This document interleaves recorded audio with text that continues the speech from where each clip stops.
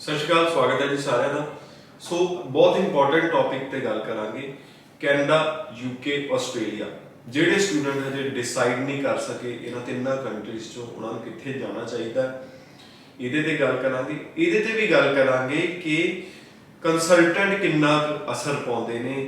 Consultant ਕਈ ਵਾਰੀ decide ਕਰ ਦਿੰਦੇ ਨੇ ਕਿ ਤੁਸੀਂ ਕਿਹੜੇ ਕੰਟਰੀ ਜਾਓਗੇ। ਕੰਸਲਟੈਂਟ ਵੀ ਕਈ ਵਾਰੀ ਮਾਈਂਡ ਡਾਈਵਰਟ ਕਰ ਦਿੰਦੇ ਨੇ। ਉਹ ਕਿਉਂ ਕਰਦੇ ਨੇ ਤੇ ਸਟੂਡੈਂਟ ਕਿਹੜੇ ਕ੍ਰਾਈਟੇਰੀਆ ਨਾਲ ਡਿਸਾਈਡ ਕਰੇ ਕਿ ਜੇ ਉਹਨੂੰ ਇਹਨਾਂ ਤਿੰਨਾਂ ਕੰਟਰੀਜ਼ ਦੇ ਵਿੱਚੋਂ ਚੂਜ਼ ਕਰਨਾ ਪੈ ਜਾਵੇ ਤਾਂ ਉਹਦਾ ਪ੍ਰੋਫਾਈਲ ਕਿਹਦੇ ਵਾਸਤੇ ਐਲੀਜੀਬਲ ਹੈ, ਕਿਸ ਕ੍ਰਾਈਟੇਰੀਆ ਨਾਲ ਸਟੂਡੈਂਟ ਇਹ ਚੀਜ਼ ਨੂੰ ਕਲੈਰਿਟੀ ਨਾਲ ਸਮਝ ਸਕੇ। ਅੱਜ ਦੇ ਸਾਡੇ ਗੈਸਟ ਨੇ ਵੀਜ਼ਾ ਆਫਿਸ ਦੇ ਡਾਇਰੈਕਟਰ ਗਗਨਦੀਪ ਸਿੰਘ ਜੀ, ਸਵਾਗਤ ਹੈ। ਸਤਿ ਸ਼੍ਰੀ ਅਕਾਲ ਸਾਰੇ। ਸੋ ਗਗਨ ਜੀ, ਪਹਿਲਾ ਸਵਾਲ, ਸਟੂਡੈਂਟ ਹਰ ਵਾਰ ਡਿਸਾਈਡ ਕਰਦਾ ਜਾਂ ਕੰਸਲਟੈਂਟ ਵੀ ਕਈ ਵਾਰੀ ਉਹਦਾ ਡਿਸਾਈਡ ਕਰ ਦਿੰਦੇ ਨੇ ਜਦੋਂ ਗੱਲ ਆਉਂਦੀ ਹੈ ਕੈਨੇਡਾ, ਆਸਟ੍ਰੇਲੀਆ ਤੇ ਯੂਕੇ? ਸੋ ਦੇਖੋ, ਇਹਦੇ ਚ ਸਟੂਡੈਂਟ ਤੇ ਦੇਖੋ ਆਪਣੇ ਵੱਲੋਂ ਕਾਫੀ ਸਾਰੀ ਚੀਜ਼ਾਂ ਲੈ ਕੇ ਜਾਂਦਾ ਹੈ। ਆਫਿਸਿਸ ਆਪਾਂ ਸਾਨੂੰ ਵੀ ਆ ਕੇ ਮਿਲਦਾ ਹੈ ਔਰ ਆਪਣੀ ਗੱਲਾਂ ਨੂੰ ਦੱਸਦਾ ਹੈ। ਕਈ ਇੱਦਾਂ ਦੇ ਵੀ ਬੱਚੇ ਹੁੰਦੇ ਨੇ, ਇੰਨੇ ਵਧੀਆ ਪਰਸੈਂਟੇਜ ਹੁੰਦੀ ਹੈ, ਇੰਨੇ ਵਧੀਆ ਬੈਂਡ ਸਕੋਰ ਉਸ ਬੱਚੇ ਦੇ ਕੋਲ ਹੁੰਦੇ ਨੇ, ਬਟ ਉੱਥੇ ਕਿਤੇ ਨਾ ਕਿਤੇ ਉਹ ਮਾਰਕੀਟ ਤੋਂ ਇੰਨਾ ਕੁਝ ਜ਼ਿਆਦਾ ਕਨਫਿਊਜ਼ ਹੋ ਕੇ ਆਇਆ ਹੁੰਦਾ ਹੈ ਕਿ ਉਹਨੂੰ ਜਦੋਂ ਦੱਸਿਆ ਜਾਂਦਾ ਹੈ ਕਿ ਭਈ ਤੁਸੀਂ ਅਗਰ ਇਹ ਚੀਜ਼ ਕਰਦੇ ਪਏ ਹੋ ਤੇ ਤੁਹਾਡਾ ਵੀਜ਼ਾ ਚਾਂਸਸ ਹੀ ਨਹੀਂ ਹੈਗੇ। ਸੋ ਇਹ ਚੀਜ਼ ਜਿਹੜੀ ਹੁੰਦੀ ਹੈ ਕਿ ਇੱਕ ਹੁੰਦੇ, ਮੈਂ ਇੱਥੇ ਇਹ ਕਹਿਣਾ ਚਾਹੂੰਗਾ ਕਿ ਹੋ ਸਕਦਾ ਹੈ ਕਿ ਉਸ ਬੰਦੇ ਕੋਲ ਲੈਸ ਨੌਲੇਜ ਕਰਕੇ ਇਹ ਸਾਰੀ ਚੀਜ਼ਾਂ ਹੋ ਰਹੀਆਂ। 7 ਬੈਂਡ ਵਾਲਾ ਬੱਚਾ ਹੈਗਾ, 90% ਮਾਰਕਸ ਹੈਗੇ ਨੇ, ਫਿਰ ਵੀ ਉਸ ਬੱਚੇ ਦੇ ਉੱਤੇ ਪ੍ਰੈਸ਼ਰ ਪਾਇਆ ਜਾ ਰਿਹਾ ਹੈ ਜੀ ਕਿ ਤੂੰ ਯੂਕੇ ਕਰ, ਤੇਰੀ ਫਾਈਲ ਜਿਹੜੀ ਹੈ ਆਸਟ੍ਰੇਲੀਆ ਵਾਸਤੇ ਐਲੀਜੀਬਲ ਨਹੀਂ ਹੈਗੀ, ਜਾਂ ਤੇਰੀ ਫਾਈਲ ਦੇ ਉੱਤੇ ਵੀਜ਼ਾਸ ਨਹੀਂ ਆ ਸਕਦਾ ਆਸਟ੍ਰੇਲੀਆ ਦਾ, ਜਾਂ ਕੈਨੇਡਾ ਨਾ ਕਰੀ ਭਈ ਬਹੁਤ ਜ਼ਿਆਦਾ ਰਿਫਿਊਜ਼ਲ ਰੇਟ ਚੱਲ ਰਿਹਾ ਹੈ। ਯਾਰ ਆਪਾਂ ਰੱਬ ਥੋੜੀ ਲੱਗੇ, ਆਪਾਂ ਵੀ ਇਨਸਾਨ ਹੀ ਹਾਂ, ਕੰਮ ਤੇ ਕਰ ਸਕਦੇ ਆ ਨਾ, ਐਫਰਟਸ ਕਰ ਸਕਦੇ ਆ ਨਾ ਉਸ ਚੀਜ਼ ਦਾ ਵੀਜ਼ਾ ਲੈਣ ਦਾ। ਸੋ ਇੱਥੇ ਕਿਤੇ ਨਾ ਕਿਤੇ ਮੈਂ ਕਹਿ ਸਕਦਾ ਕਿ ਇਹ ਲੈਕ ਆਫ ਨੌਲੇਜ ਹੋਏਗੀ ਜਿਹੜੇ ਉਹ ਬੰਦੇ ਉਹਨੂੰ ਪ੍ਰੋਵਾਈਡ ਕਰ ਰਹੇ, ਜਾਂ ਫਿਰ ਸਿਰਫ ਔਰ ਸਿਰਫ ਉਸ ਬੰਦੇ ਦੇ ਕੋਲ ਉਹ ਕੱਲੀ ਉਸ ਕੰਟਰੀ ਦੀ ਹੀ ਐਕਸਪਰਟੀਜ਼ ਹੈ, ਦੂਸਰੀ ਕਦੀ ਕੰਟਰੀ ਦਾ ਉੱਤੇ ਉਹਨੇ ਕੰਮ ਹੀ ਨਹੀਂ ਕੀਤਾ। ਇਹ 2 ਪੁਆਇੰਟਸ ਹੋ ਸਕਦੇ ਨੇ, ਜਾਂ ਤੇ ਲੈਕ ਆਫ ਨੌਲੇਜ ਜਾਂ ਐਕਸਪਰਟੀਜ਼। ਦੋਨਾਂ ਵਿੱਚ ਕਿਤੇ ਨਾ ਕਿਤੇ ਉਹ ਲੈਕ ਕਰਦਾ ਪਿਆ, ਤਾਂ ਹੀ ਕਰਕੇ ਉਹ ਬੱਚੇ ਦੇ ਉੱਤੇ ਇੰਨਾ ਕੁ ਜ਼ਿਆਦਾ ਪ੍ਰੈਸ਼ਰ ਪਾਇਆ ਜਾ ਰਿਹਾ ਕਿ ਬੱਚਾ ਹਾਰ ਕੇ ਫਿਰ ਇਹ ਚੀਜ਼ ਸੋਚ ਲੈਂਦਾ ਯਾਰ ਨਾ ਮੈਂ ਇਹ ਕਰਨਾ ਨਾ ਮੈਂ ਉਹ ਕਰਨਾ, ਕਿਉਂਕਿ ਮੇਰੀ ਫਰਸਟ ਪ੍ਰੈਫਰੈਂਸ ਤੇ ਕੈਨੇਡਾ ਹੀ ਸੀ ਜਾਂ ਮੇਰੀ ਫਰਸਟ ਪ੍ਰੈਫਰੈਂਸ ਤੇ ਆਸਟ੍ਰੇਲੀਆ ਹੀ ਸੀ, ਬਟ ਇਹ ਲੋਕ ਤੇ ਮਾਰਕੀਟ ਵਿੱਚ ਇੰਨਾ ਉਹ ਕਹਿਣ ਲੱਗ ਪਏ ਨੇ ਕਿ ਤੇਰੀ ਤੇ ਫਾਈਲ ਹੀ ਐਲੀਜੀਬਲ ਨਹੀਂ ਹੈਗੀ।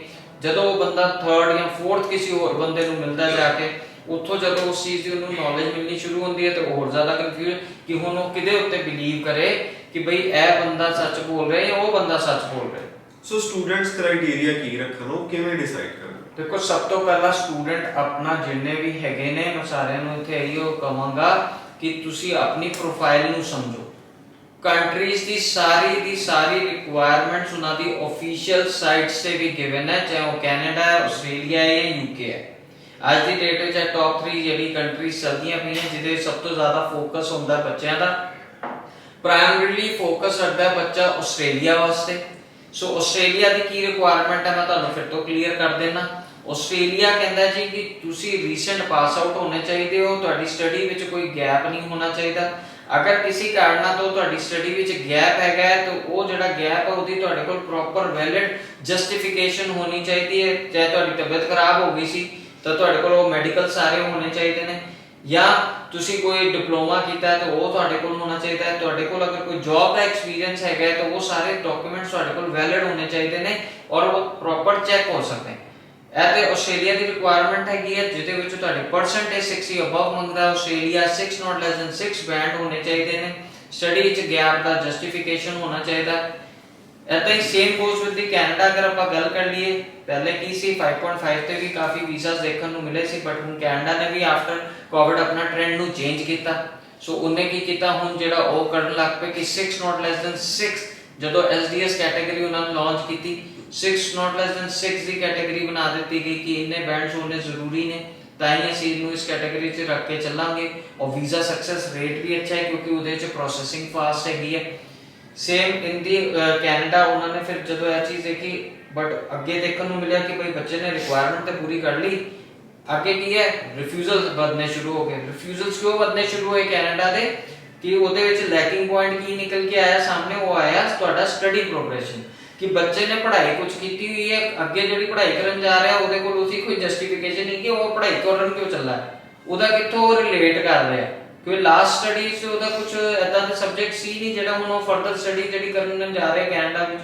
ਸੋ ਇਹ ਸਾਰੇ ਪੁਆਇੰਟਸ ਨਿਕਲ ਕੇ ਆਏ ਸਾਹਮਣੇ। ਫਿਰ ਕੈਨੇਡਾ ਦੇ ਵਿੱਚ ਕੀ ਹੋ ਗਿਆ ਕਿ ਹੁਣ ਫੰਡਸ ਵੀ ਦਿਖਾਓ ਜੀ, ਆਪਾਂ ਪਹਿਲੇ ਕੀ ਆਪਣੇ ਕਰੋੜਾਂ ਦੀ ਪ੍ਰਾਪਰਟੀ ਸ਼ੋ ਕਰ ਰਹੇ ਹਾਂ ਜੀ ਆਪਣੀ, ਔਰ ਸੀਏ ਰਿਪੋਰਟਸ ਵਗੈਰਾ ਜਾ ਰਹੀਆਂ, ਠੀਕ ਹੈ ਤੁਸੀਂ ਦੇ ਰਹੇ ਹੋ ਵਧੀਆ ਹੈ, ਬਟ ਉਹ ਜਿਹੜੀ ਤੁਸੀਂ ਸ਼ੋ ਕਰ ਰਹੇ ਹੋ ਚੀਜ਼ ਜਾਂ ਬੈਲੈਂਸ ਜਿਹੜਾ ਤੁਸੀਂ ਆਪਣੇ ਦਿਖਾ ਰਹੇ ਹੋ ਉਹਦੀ ਜਸਟੀਫਿਕੇਸ਼ਨ ਤਾਂ ਹੈਗੀ ਕਿ ਇੰਨਾ ਅਮਾਉਂਟ ਆਇਆ ਤਾਂ ਕਿੱਥੋਂ ਆਇਆ। ਸੋ ਉਹ ਸਾਰੇ ਸਿਨੈਰੀਓਸ ਕੈਨੇਡਾ ਨੇ ਵੀ ਚੈੱਕ ਕਰਨ ਲੱਗ ਪਏ। ਤੁਸੀਂ ਕਹਿ ਸਕਦੇ ਹੋ ਕਿ ਹੋ ਸਕਦਾ ਹੈ ਕਿ ਕੈਨੇਡਾ ਵੀ ਆਸਟ੍ਰੇਲੀਆ ਵਰਕਨ ਟੁੱਟਣ ਲੱਗ ਪਿਆ। ਸੋ ਉਹ ਬੱਚੇ ਨੂੰ ਡਰਾਇਆ ਗਿਆ, ਉਹਨੂੰ ਸਮਝਾਇਆ ਨਹੀਂ ਗਿਆ, ਸਗੋਂ ਬੱਚੇ ਨੂੰ ਇੱਥੇ ਸਟੈਪ ਇਨ ਕਰਨਾ ਚਾਹੀਦਾ ਸੀ ਔਰ ਕਹਿਣਾ ਚਾਹੀਦਾ ਕਿ ਬਈ ਮੈਂ ਤੇਰੇ ਸਾਰੀ ਰਿਕੁਆਇਰਮੈਂਟ ਫੁੱਲਫਿਲ ਕਰਦਾ ਪਿਆ। ਅਗਰ ਬੱਚੇ ਦੇ ਕੋਲ ਉਹ ਨੌਲੇਜ ਹੈਗੀ ਹੈ, ਅਗਰ ਬੱਚੇ ਦੇ ਕੋਲ ਉਹ ਨੌਲੇਜ ਹੀ ਨਹੀਂ ਤੁਸੀਂ ਉਹਨੂੰ ਡਿਲੀਵਰ ਕਰੋਗੇ ਔਰ ਸਿਰਫ ਇੱਕ ਹੀ ਚੀਜ਼ ਦੇ ਉੱਤੇ ਫੋਕਸ ਕਰਾਓਗੇ ਤਾਂ ਬੱਚੇ ਨੇ ਕਨਫਿਊਜ਼ ਹੀ ਹੋਣਾ, ਚਾਹੇ ਬੇਸ਼ੱਕ ਉਹ 7 ਬੈਂਡ ਛੱਡੋ 9 ਬੈਂਡ ਹੀ ਕਿਉਂ ਨਾ ਲੈ ਕਰ ਆਇਆ ਹੋਵੇ, ਉਹ ਪਰਸੈਂਟੇਜ ਵੀ ਇੰਨੇ ਵਧੀਆ ਅਗਰ ਬੱਚੇ ਦੇ ਕੋਲ ਹੈ ਤਾਂ ਉਹਨੂੰ ਤਾਂ ਕਨਫਿਊਜ਼ ਉਦਾਂ ਵੀ ਨਹੀਂ ਹੋਣਾ ਚਾਹੀਦਾ। ਸਾਰੀ ਇਨਫੋਰਮੇਸ਼ਨ ਸਾਈਟ ਸੇ ਗਿਵਨ ਹੈ, ਬਟ ਸਟਿਲ ਅਗਰ ਤੁਹਾਨੂੰ ਕੋਈ ਪ੍ਰੋਬਲਮ ਲੱਗਦੀ ਹੈ ਤੁਸੀਂ ਜਿੱਥੇ ਵੀ ਆਪਣਾ ਕੰਸਲਟੇਸ਼ਨ ਲੈ ਕਰੋ, ਤੁਸੀਂ ਆਪਣੇ ਡਾਊਟਸ ਨੂੰ ਕਲੀਅਰ ਕਰੋ। ਅਗਰ ਤੁਹਾਡਾ ਉਹ ਡਾਊਟਸ ਕਲੀਅਰ ਨਹੀਂ ਹੋ ਪਾ ਰਿਹਾ, ਤੁਹਾਨੂੰ ਫਿਰ ਵੀ ਕਿਤੇ ਨਾ ਕਿਤੇ ਕੋਈ ਡਾਊਟ ਲੱਗਦਾ ਪਿਆ, ਫਿਰ ਉਸ ਕੰਸਲਟੈਂਟ ਦਾ ਤੁਸੀਂ ਚੁਣਾਵ ਕਰੋ, ਉਹਦੇ ਉਹ ਸਾਰੀ ਚੀਜ਼ਾਂ ਦੇਖੋ ਕਿ ਉਸ ਕੰਸਲਟੈਂਟ ਨੇ ਕਿਸ ਕੰਟਰੀ ਦੇ ਕਿੰਨੇ ਵੀਜ਼ਾਸ ਉਹਨੇ ਲਿੱਤੇ ਹੋਏ ਨੇ, ਉਹਨਾਂ ਦੇ ਵੀਜ਼ਾਸ ਨੂੰ ਦੇਖੋ। ਉਹ ਚੀਜ਼ ਦੇ ਬੇਸ ਤੇ ਹੀ ਤੁਹਾਡਾ ਉਹ ਟਰਸਟ ਡਿਵੈਲਪ ਹੋ ਸਕਦਾ ਹੈ। ਪਹਿਲੇ ਤਾਂ ਤੁਸੀਂ ਬੱਚੇ ਦਾ ਟਰਸਟ ਡਿਵੈਲਪ ਕਰਾਓ ਨਾ, ਉਹਦਾ ਇੰਟਰਸਟ ਹੀ ਨਹੀਂ ਹੈ, ਜਿਹੜਾ ਉਹ ਇੰਟਰਸਟ ਲੈ ਕੇ ਰਿਹਾ ਤੁਸੀਂ ਤਾਂ ਉਹਦਾ ਇੰਟਰਸਟ ਹੀ ਖਤਮ ਕਰਤਾ ਹੈ। ਤੇ ਉਹ ਕਹਿੰਦਾ ਮੈਂ ਜਾਣਾ ਇੱਥੇ ਤੇ, ਤੇ ਮੈਨੂੰ ਇੱਥੇ ਹੀ ਡਾਇਵਰਟ ਕਰੀ ਜਾ ਰਹੇ ਨੇ ਸਾਰੇ ਦੇ ਸਾਰੇ ਜਣੇ। ਕਿਉਂ ਨਹੀਂ ਬੱਚਾ ਉਹ ਕੈਨੇਡਾ ਜਾ ਸਕਦਾ ਹੈ, ਕਿਉਂ ਨਹੀਂ ਉਹ ਬੱਚਾ ਆਸਟ੍ਰੇਲੀਆ ਜਾ ਸਕਦਾ, ਉਹ ਚੀਜ਼ ਤੇ ਦੱਸੋ ਨਾ। ਆਪਾਂ ਉਹ ਫੋਕਸ ਹੀ ਨਹੀਂ ਰੱਖਦੇ, ਆਪਾਂ ਫੋਕਸ ਰੱਖਦੇ ਕਿ ਭਾਈ ਮੈਂ ਯੂਕੇ ਕਰਨਾ ਜੀ, ਮੈਂ ਤਾਂ ਸਿਰਫ ਯੂਕੇ ਹੀ ਕਰਾਂਗਾ। ਸੋ ਉਹ ਚੀਜ਼ ਨਾ ਰੱਖ ਕੇ ਆਪਾਂ ਉਹਨੂੰ ਸਮਝਾਈਏ ਕਿ ਤੇਰੀ ਬਈ ਫਾਈਲ ਵਿੱਚ ਇਹ ਕਮੀ ਹੈ, ਇਸ ਕਰਕੇ ਤੇਰਾ ਕੈਨੇਡਾ ਨਹੀਂ ਹੋ ਸਕਦਾ, ਜਾਂ ਇਸ ਕਰਕੇ ਤੇਰਾ ਆਸਟ੍ਰੇਲੀਆ ਨਹੀਂ ਹੋ ਸਕਦਾ, ਜਾਂ ਇਸ ਕਰਕੇ ਤੇਰਾ ਯੂਕੇ ਨਹੀਂ ਹੋ ਸਕਦਾ।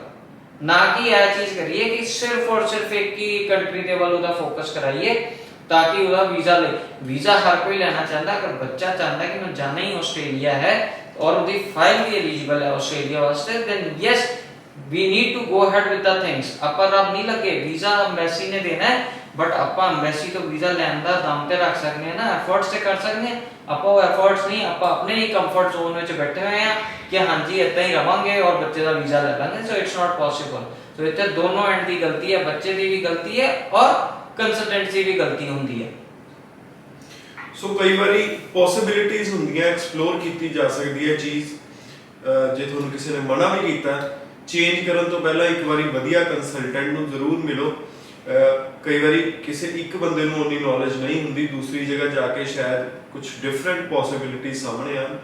ਜੇ ਤੁਸੀਂ ਗਗਨ ਜੀ ਨੂੰ ਮਿਲਣਾ ਚਾਹੁੰਦੇ ਹੋ ਤਾਂ 90410 90410 ਤੇ ਕਾਲ ਕਰਕੇ ਅਪਾਇੰਟਮੈਂਟ ਬਣਾ ਕੇ ਤੁਸੀਂ ਕਾਉਂਸਲਿੰਗ ਵੀ ਲੈ ਸਕਦੇ ਹੋ। ਬਹੁਤ ਬਹੁਤ ਧੰਨਵਾਦ। ਥੈਂਕ ਯੂ ਜੀ।